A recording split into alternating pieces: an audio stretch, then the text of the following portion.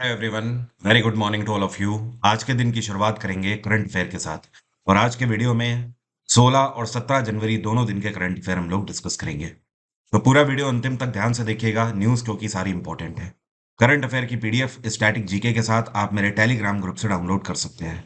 आप ध्यान रखिए, मेरे टेलीग्राम का ऑफिशियल लिंक के ही थ्रू आप ज्वाइन करिए, क्योंकि बहुत सारे फेक अकाउंट्स भी बने हुए हैं।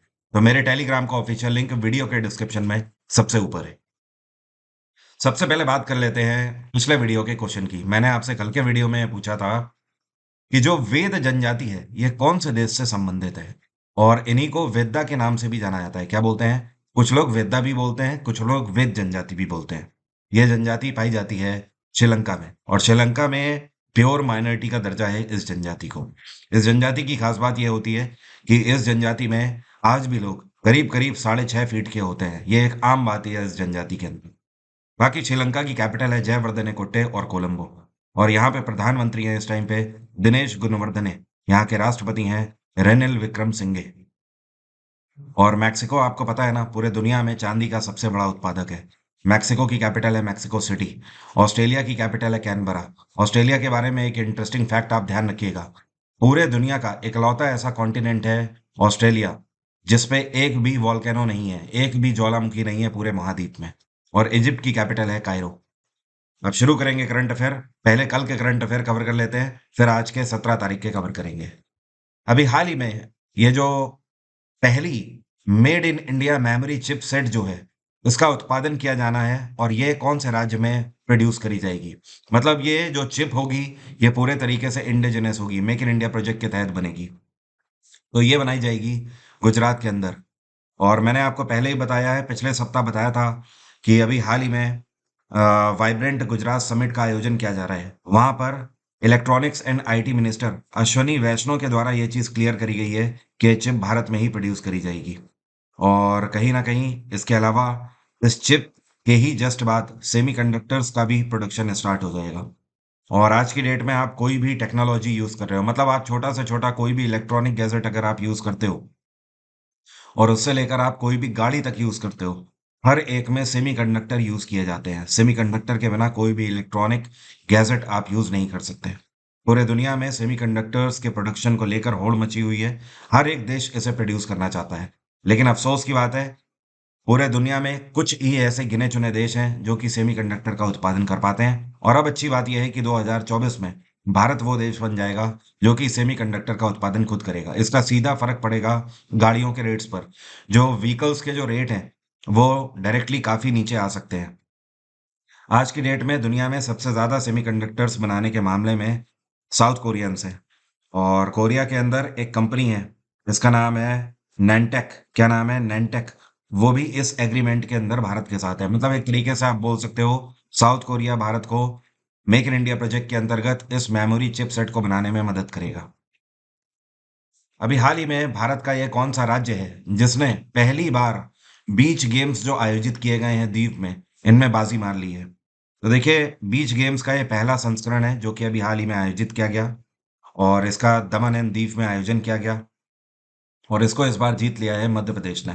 एमपी ने सबसे ज्यादा मेडल जीते हैं। टोटल एमपी ने 18 मेडल जीते हैं, जिसमें से 7 गोल्ड मेडल हैं। दूसरे नंबर पे अगर बात करें तो महाराष्ट्र रहा सेकंड नंबर पे, जिसने 14 मेडल जीते हैं। और तीसरे नंबर पे तमिलनाडु रहा। चौथे नंबर पे उत्तराखंड रहा है। और ये एक इम्पॉर्टेंट फैक्टर हो सकता है क्योंकि कई लोगों को पता ही नहीं होगा कि बीच गेम्स भी अब आयोजित किए जाएंगे। तो आप ये ध्यान रखिए कि बीच गेम्स का पहला संस्करण एमपी ने जीता है। बहुत इंपॉर्टेंट है, ये क्वेश्चन आने के काफी चांसेस हैं। अभी हाल ही में कौन सा शहर है जहां पर इंटरनेशनल आयुष कॉन्फ्रेंस का दूसरा संस्करण आयोजित किया गया? तो इस बार इसका आयोजन यूनाइटेड अरब अमीरात में दुबई में किया गया। खास बात यह रही कि आयुष मंत्रालय पूरे दुनिया में भारत में सबसे पहले इनॉग्रेट किया गया, और आयुष मंत्रालय के ही द्वारा इस पूरे इवेंट को लीड भी किया गया। और इसका आयोजन 13 से लेकर 15 जनवरी तक किया गया, मतलब 3 दिवसीय ये कॉन्फ्रेंस थी। और इसके अंतर्गत पूरे दुनिया भर के 1500 से ज्यादा एक्सपर्ट्स ने हिस्सा लिया, जो कि हर एक कॉन्टिनेंट से आए हुए थे। Australia, Europe, America continent, Africa continent, इसके अलावा मिडिल ईस्ट से भी कई सारे देशों ने हिस्सा लिया है। अब इसका मेन उद्देश्य था कि सबका जो ध्यान है वो आकर्षित करना आयुष की तरफ। आयुष का मतलब है A for Ayurveda, Y for yoga, U for Unani, S for Siddha and H for homeopathy. इन सभी में भारत काफी आगे है और आयुष की तरफ जितना ज्यादा देशों का आकर्षण होगा उतना ज्यादा हमारा व्यापार बेहतर होगा और इकोनॉमी में हमें फायदा मिलेगा। और कहीं ना कहीं आयुष की खास बात यह है, ये सभी ट्रेडिशनल मेडिसिन हैं, इनके कोई भी साइड इफेक्ट नहीं होते हैं। ये जो आपको पिक्चर में दिखाई दे रही हैं, भारत की आन बान शान डॉक्टर प्रभा अत्रे, अभी हाल ही में 92 वर्ष की उम्र में इनका निधन हो गया। ये कौन थी? तो दरअसल ये गायिका थी, क्लासिकल सिंगर थी, डॉक्टर प्रभा अत्रे जी।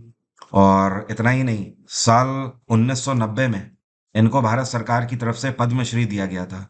इसके बाद अगर बात करें तो 2002 में इनको पद्म भूषण से सम्मानित किया गया और अभी हाल ही में 2022 में इनको पद्म विभूषण से भी सम्मानित किया गया। मतलब आप ये बोल सकते हो, भारत के दूसरे सर्वोच्च सम्मान से इनको सम्मानित किया गया था। इतना ही नहीं, 1991 में संगीत नाटक अकेडमी अवार्ड से भी सम्मानित करी जा चुकी है। हैदराबाद डी लैब्स जो है, इन्होंने ये फैसला लिया है कि ये इंडियन स्कूल ऑफ बिजनेस जो है, यहाँ पर एक नया प्रोग्राम चलाएंगे। इस प्रोग्राम का नाम है बिल्ड फॉर बिलियंस और इसमें आरबीआई का इनोवेशन हब इनकी मदद कर रहा है किस बैंक के साथ? तो आरबीआई और यूनियन बैंक ऑफ इंडिया, ये दोनों मिलकर हैदराबाद डी लैब्स की मदद कर रहे हैं। अब समझिए ये प्रोग्राम क्या है। इस प्रोग्राम के अंतर्गत इंडियन स्कूल ऑफ बिजनेस के अंदर पढ़ने वाले जो स्टूडेंट्स हैं और जो आगे चल के एंटरप्रेन्योर बनना चाहते हैं, उनको फ्री ऑफ कॉस्ट ट्रेनिंग दी जाएगी। ये 50 दिन की फ्री ऑफ कॉस्ट ट्रेनिंग होगी उन सभी के लिए जो कि आके अपने आप को कहीं ना कहीं एंटरप्रेन्योरशिप के क्षेत्र में देखते हैं। बाकी यूनियन बैंक ऑफ इंडिया की अगर बात करें तो 1919 में इसकी स्थापना करी गई थी। इसका हेडक्वार्टर है मुंबई और इसके सीईओ है इस टाइम पे ई मनी मेखलाई। क्या नाम है? ई मनी मेखलाई। और एसबीआई स्थापित किया गया 1955 में, एचडीएफसी 1994 और आईसीआईसीआई बैंक भी 1994। स्टेट बैंक और एचडीएफसी इन दोनों का हेडक्वार्टर है मुंबई, आईसीआईसीआई बैंक का हेडक्वार्टर है वडोदरा। ये कौन सा एक नया प्रोडक्ट है जिसको स्टेट बैंक ऑफ इंडिया के द्वारा लॉन्च किया गया है? तो एसबीआई ने एक नया प्रोडक्ट लॉन्च किया है। ये टर्म डिपॉजिट प्लान है और इसका नाम है ग्रीन रुपी टर्म डिपॉजिट। ठीक है। और इसके अंदर एसबीआई आपको 3 तरीके के इंटरेस्ट रेट प्लान दे रहा है, मतलब एक तरीके से एफडी काइंड ऑफ है। और जिसमें टेन्योर वाइज ये दे रहे हैं आपको 1111 दिन का, या तो आप प्लान ले सकते हो इनसे, जिसमें आपको करीब करीब 6.5%, 6.6% का आपको रेट ऑफ इंटरेस्ट मिलेगा। या तो आप 1777 दिन का प्लान ले सकते हो जिसमें आपको 6.6% का ही मिलेगा। और या तो आप फिर 2222 दिन का प्लान ये ले सकते हो जिसमें आपको 6.4% का इंटरेस्ट रेट होगा। तो ये प्लान लॉन्च किया गया है एसबीआई के द्वारा। और एसबीआई के चेयरपर्सन कौन है? दिनेश कुमार खारा। ध्यान रखिएगा, इंडियन ऑफ द ईयर के रूप में सम्मानित किए गए हैं दिनेश कुमार खारा, बिजनेस के क्षेत्र में एसबीआई के। कल मैंने आपको बताया था। ये कौन सी राज्य सरकार है जिसने अभी हाल ही में अतपाड़ी जो है इसको एक कंजर्वेशन रिजर्व डिक्लेयर कर दिया है? मतलब ये जंगल वाला एरिया था, इसको कंजर्वेशन रिजर्व डिक्लेयर कर दिया गया है। तो अतपाड़ी पड़ता है आपका सांगली डिस्ट्रिक्ट में, महाराष्ट्र में। और महाराष्ट्र में एकनाथ जी शिंदे सरकार के द्वारा अतपाड़ी कंजर्वेशन रिजर्व सेंटर अब डिक्लेयर कर दिया गया है। इस ये जो जितना भी जंगल वाला रीजन था, इसके अंदर रहने वाले जितने भी एनिमल्स हैं उनको प्रोटेक्ट करने के लिए प्रॉपर संसाधन जुटाएगी महाराष्ट्र सरकार। और ये एक काफ़ी अच्छी बात होगी महाराष्ट्र के लिए और वहाँ के इकोसिस्टम के लिए कि कहीं ना कहीं वहाँ पर जो अर्बन एरियाज हैं वो लगातार बढ़ते चले जा रहे हैं। तो ऐसे में वहाँ पर एक कंजर्वेशन रिजर्व खुलना काफ़ी अच्छी बात है। महाराष्ट्र में गवर्नर कौन है? ये हैं रमेश बाइस। हाल ही में नई दिल्ली में नमो नव मतदाता रजिस्ट्रेशन पोर्टल किसके द्वारा लॉन्च किया गया है? तो इसको लॉन्च किया गया है, बीजेपी के चीफ हैं इस टाइम पे जेपी नड्डा, इनके द्वारा। तो जेपी नड्डा ने एक नई वेबसाइट लॉन्च करी है। इस वेबसाइट का नाम है नमो नव मतदाता रजिस्ट्रेशन पोर्टल। इस पोर्टल के अंतर्गत वो सारी चीज़ें बताई जाएंगी जो कि इस बार आपको वोटिंग करते टाइम एहतियात में रखनी है, क्योंकि आपको पता है इस वर्ष अगले 4 से 5 महीने में लोकसभा के इलेक्शन है। और साथ में इतना ही नहीं, बीजेपी ने ये भी अनाउंस किया है कि आने वाले 25 जनवरी को जिस दिन राष्ट्रीय मतदाता दिवस हम लोग मनाते हैं, उस दिन पूरे भारत भर में आप ये समझ लीजिए कई तरीके के सम्मेलन चलाए जाएँगे, कई तरीके के इनिशिएटिव चलाए जाएँगे, बहुत तरीके के कैम्पेन्स लगाए जाएँगे।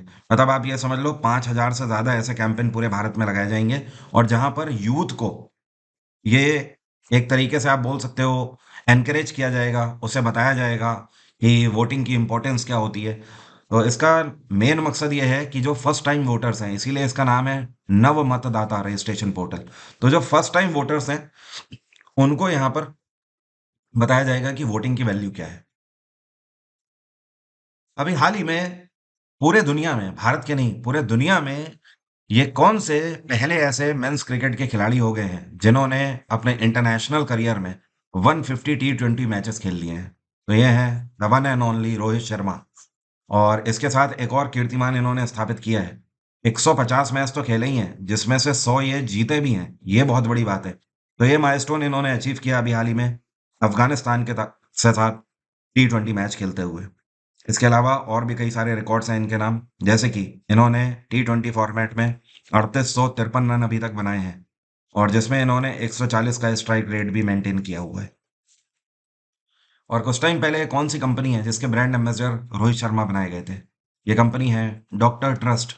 डॉक्टर ट्रस्ट ये मेडिसिनल इक्विपमेंट्स बनाने वाली कंपनी है। अभी हाल ही में आरसीएफ लिमिटेड के नए टेक्निकल डायरेक्टर के रूप में किसको अपॉइंट किया गया है? यहाँ पर आरसीएफ का मतलब है राष्ट्रीय केमिकल्स एंड फर्टिलाइजर लिमिटेड। तो इसके नए टेक्निकल डायरेक्टर के रूप में अपॉइंट करी गई हैं रितु गोस्वामी। क्या नाम है? रितु गोस्वामी। इससे पहले ये एनएफएल में थी। एनएफएल का मतलब है नेशनल फर्टिलाइजर लिमिटेड।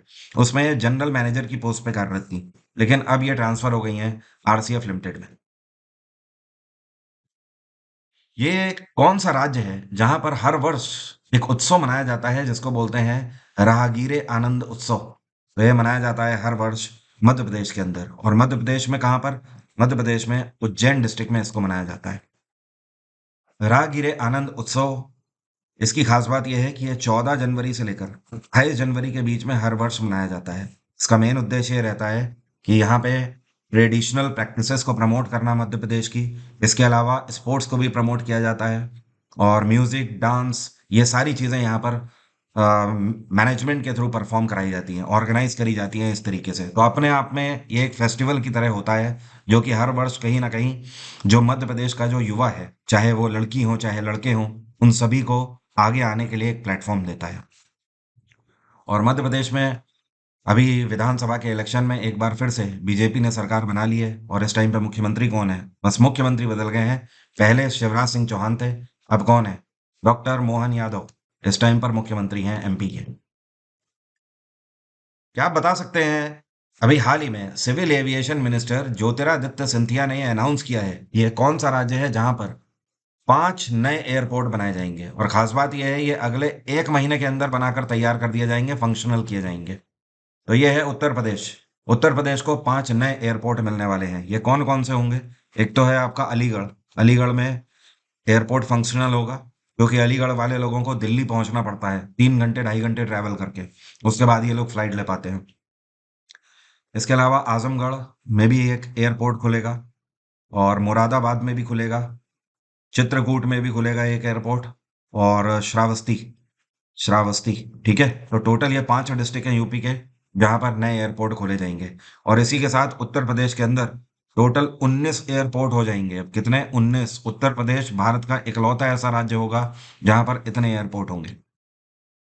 और यूपी में योगी आदित्यनाथ की सरकार है। उत्तर प्रदेश को इतने एयरपोर्ट्स देने का मेन मतलब यह है यहाँ की पॉपुलेशन। उत्तर प्रदेश की पॉपुलेशन 25 करोड़ के आसपास पहुंच रही है। और यूपी भारत का वो राज्य है जहां सबसे ज्यादा जनसंख्या निवास करती है। अब आज के करंट अफेयर डिस्कस कर लेते हैं। भारत ने चाबाहार पोर्ट के लिए एक लॉन्ग टर्म कोऑपरेशन रिलेशनशिप को मेंटेन करने के लिए किस देश के साथ वार्ता करी है? चाबाहार पोर्ट जाहिर सी बात है, आपको पता ही है, ये ईरान का कोस्टल रीजन है और स्ट्रैटेजिक पॉइंट ऑफ व्यू से ये बहुत इंपॉर्टेंट है। इस वजह से ईरान के साथ अभी हाल ही में वार्ता हुई है। बट देखने वाली बात ये होगी कि ये जो टॉक है ये कहाँ पे जाके खत्म होती है, क्योंकि ये जो चाबाहार पोर्ट है यहाँ पर चाइना का इन्वेस्टमेंट इतना ज़्यादा हो चुका है कि चाइना का डोमिनेंस बहुत देखने को मिलेगा। अगर मैप में हम देखें तो भारत से जब आप इधर वेस्ट की तरफ अगर आप जाते हो तो यहाँ पर ये ईरान है और ईरान का ये कोस्टल है, ये है चाबहार पोर्ट, ठीक है। और इधर ही बीच में आपको पड़ जाता है इनका पाकिस्तान का जो पोर्ट है, ठीक है, कराची पोर्ट। तो इनका तो ट्रेड हम रूट यूज ही नहीं कर सकते। अगर हमें चाबाहार पोर्ट के अंदर इनिशिएशन मिलता है तो हम डायरेक्टली ऊपर इधर यूरोप तक अपना ट्रेड पूरा फैला सकते हैं। यूरोप तक अभी तक हम जो भी ट्रेड कर पाते हैं वो हवाई यात्रा के थ्रू कर पाते हैं, और हवाई यात्रा के थ्रू ध्यान रखिए उसकी कॉस्टिंग भी बहुत बढ़ती है, और एक बार में आप उतना सामान नहीं भेज सकते हो कहीं पर भी जितना कि आप पानी के ट्रांसपोर्टेशन से भेज सकते हो। अगर आप वाटर रूट भी यूज करते हो तो अभी तक हमें ऐसे जाना पड़ता है, पूरा ये रूट इधर अफ्रीका को क्रॉस करते हुए ऐसे करके जाना पड़ता है, जो कि अपने आप में काफी कॉस्टली है। तो चाबाहार पोर्ट जो है ये हमारे लिए काफी वाइटल हो सकता है हर एक तरीके से इकोनॉमिक कॉरपोरेशन के क्षेत्र में। तो भारत हर वो संभव कोशिश कर रहा है ईरान के साथ कि भारत को भी यहाँ पर इस रूट का एक्सेस हर हाल में मिले, ताकि, और सबसे बड़ी चीज, ये कम से कम इंपोर्ट ड्यूटीज पर मिले। अगर इंपोर्ट ड्यूटीज यहाँ पर बढ़ गई, क्योंकि चाइना का डोमिनेंस तो यहाँ पर बढ़ेगा ही बढ़ेगा, वो इंपोर्ट ड्यूटीज बढ़ाने की बात करेगा क्योंकि उसने इन्वेस्टमेंट भी किया हुआ है। और अगर इंपोर्ट ड्यूटी बढ़ी यहाँ पर तो हमारे लिए फिर इस रूट में और इस रूट में कोई अंतर नहीं रह जाएगा। और ईरान के इस टाइम पे राष्ट्रपति कौन है? ये है इब्राहिम रईसी। क्या नाम है? इब्राहिम रईसी। ईरान की कैपिटल है तेहरान, जापान की कैपिटल टोक्यो, इटली की कैपिटल रोम, और इराक की कैपिटल है बगदाद। अभी हाल ही में बिजली के क्षेत्र में राष्ट्रीय छत सौर योजना का नेतृत्व कौन से संगठन के द्वारा किया जाएगा? तो नेशनल रूफटॉप सोलर स्कीम जो है, इसको पूरे भारत भर में लीड करेगी आरईसी लिमिटेड। आरईसी का मतलब है रूरल इलेक्ट्रिफिकेशन कॉरपोरेशन। और ये वो संस्थान है जो जिम्मेदारी लेता है पूरे भारत में जितने भी गांव हैं वहां तक बिजली पहुंचाने की।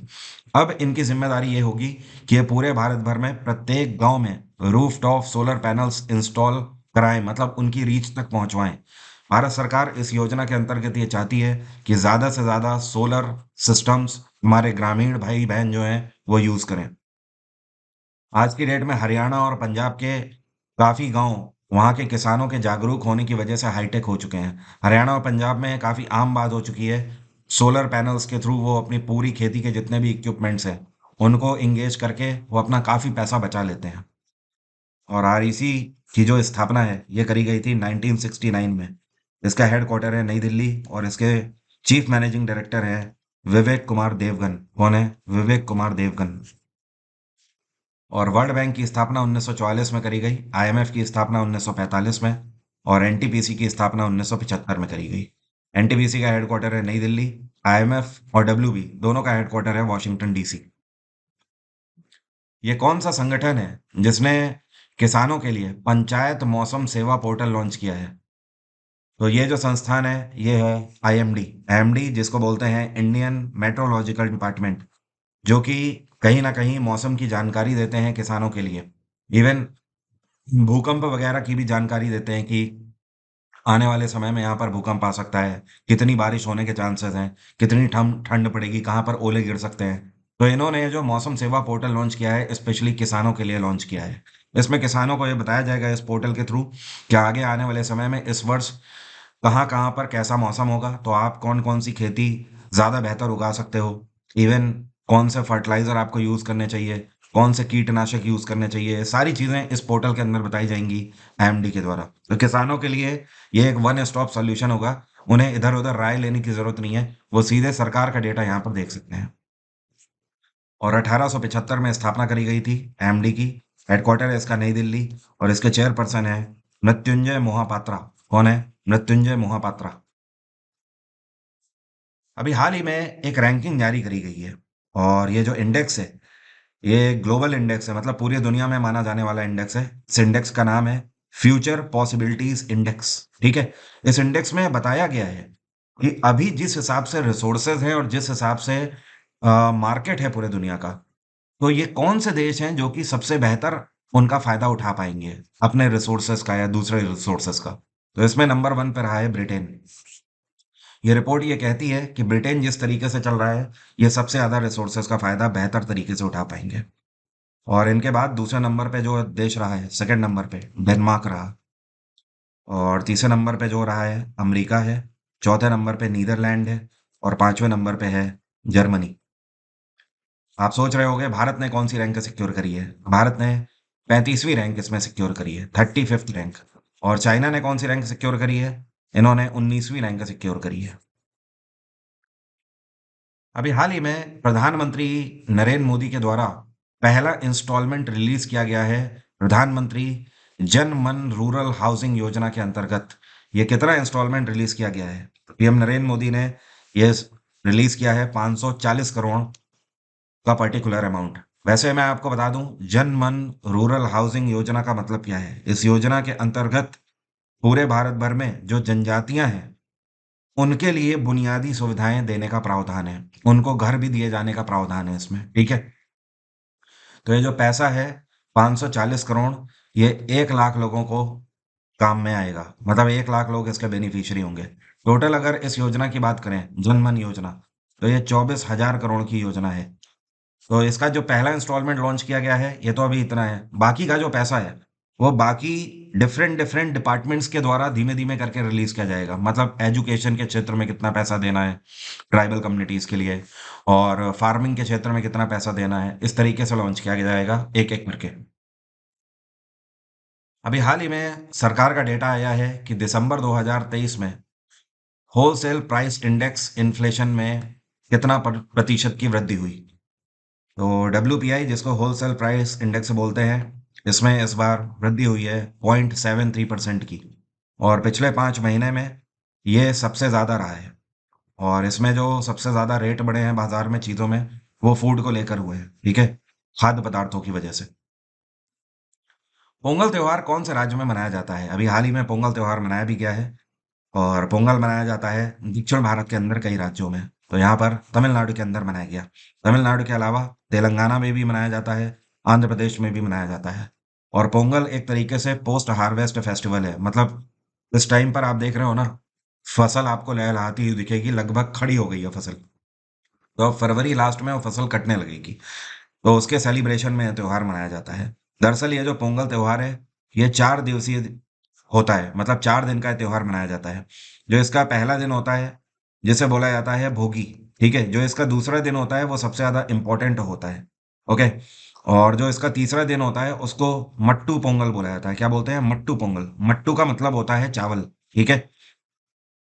तो इसमें चावल वगैरह का भोग भी लगाया जाता है देवी देवताओं को।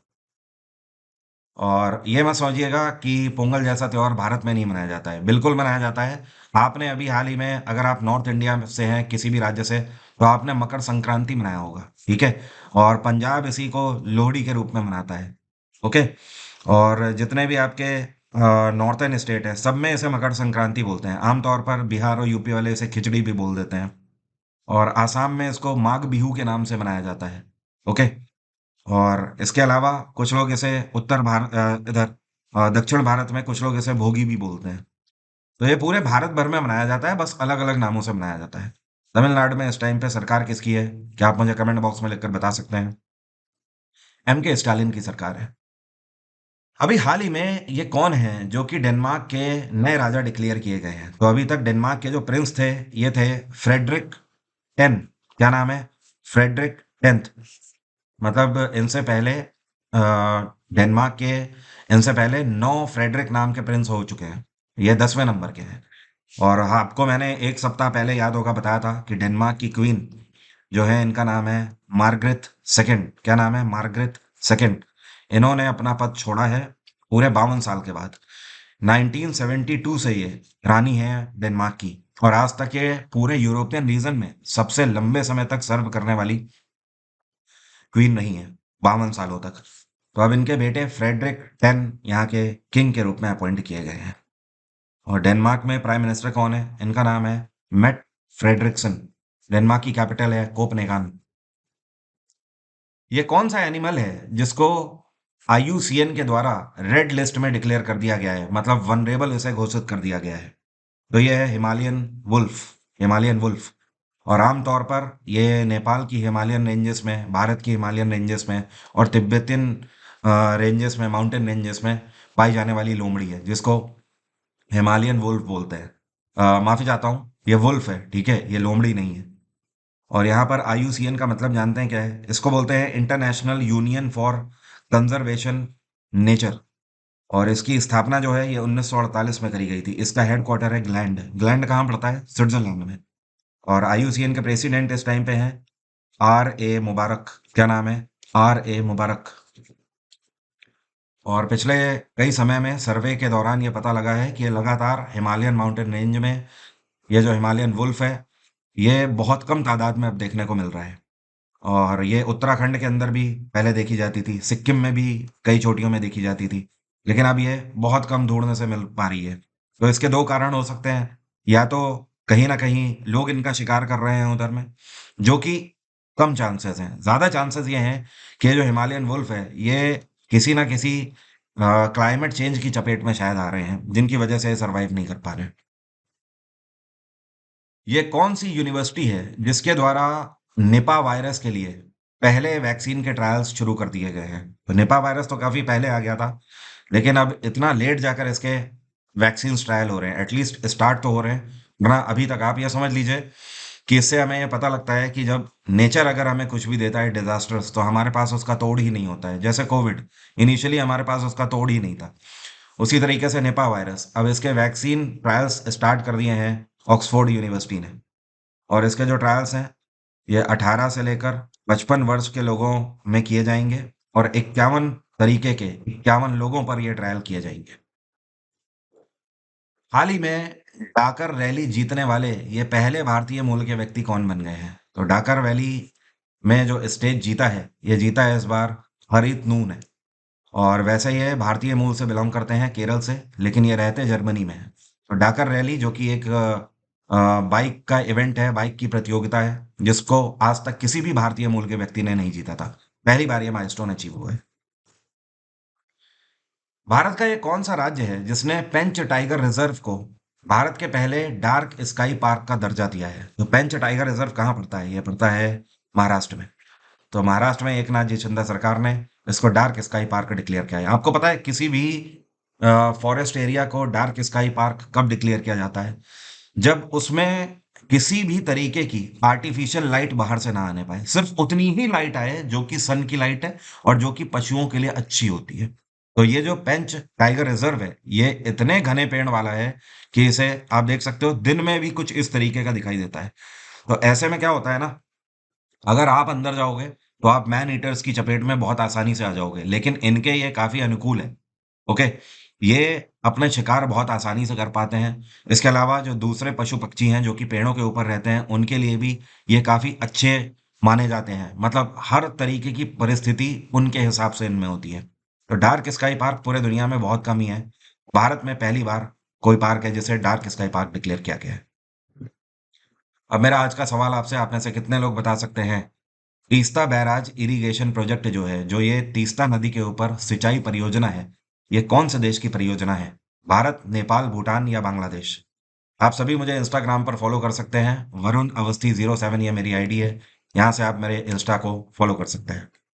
2024 के आप किसी भी एग्जाम की तैयारी कर रहे हो, चाहे वो SSC का एग्जाम हो या फिर स्टेट का कोई भी एग्जाम हो, XYZ कोई भी एग्जाम हो, किसी भी स्टेट का पुलिस का एग्जाम हो, एनी थिंग, सबके लिए आप GS GK का फाउंडेशन बैच अवेल कर सकते हैं एग्जाम इंजन एप्लीकेशन से। इस बैच में मैंने history, polity, geography, science, economics, computer और साथ में पिछले 5 सालों के PYQs भी कवर किए हुए हैं। इस बैच की मदद से आप मैक्सिमम स्कोर कर सकते हैं। अगर आपको डिस्काउंट चाहिए 50% का, तो आप sscgsguru@gmail.com पर हमें मेल कर सकते हैं और उसमें अपना कॉन्टेक्ट नंबर जरूर लिखें। हमारी टीम आपको कोऑर्डिनेट करके बैच अवेल करा देगी। और अगर आप लाइव बैच स्टैटिक जीके का ज्वाइन करते हैं तो आप इसे भी अवेल कर सकते हैं। अभी ये बैच लाइव चल रहा है। स्टैटिक जीके का वेटेज हम सभी को पता ही है। आज की डेट में हर एक एग्जाम में करीब 35 से 40% GS में स्टैटिक जीके का ही वेटेज रहता है। इसके अलावा आप मेरे अनदर बैचेस, जैसे कि आप किसी भी एग्जाम के लिए पर्टिकुलर अवेल कर सकते हैं, या फिर सिर्फ हिस्ट्री, सिर्फ पॉलिटी, सिर्फ ज्योग्राफी, ऐसे भी पर्टिकुलर भी अवेल कर सकते हैं। एग्जाम इंजन में आपके लिए बहुत कुछ है, एक बार आप अवेल जरूर करें। आज की बात यहीं तक रहेगी। Thank you so much. Have a nice day. Take care. Bye bye. आपका दिन मंगलमय हो।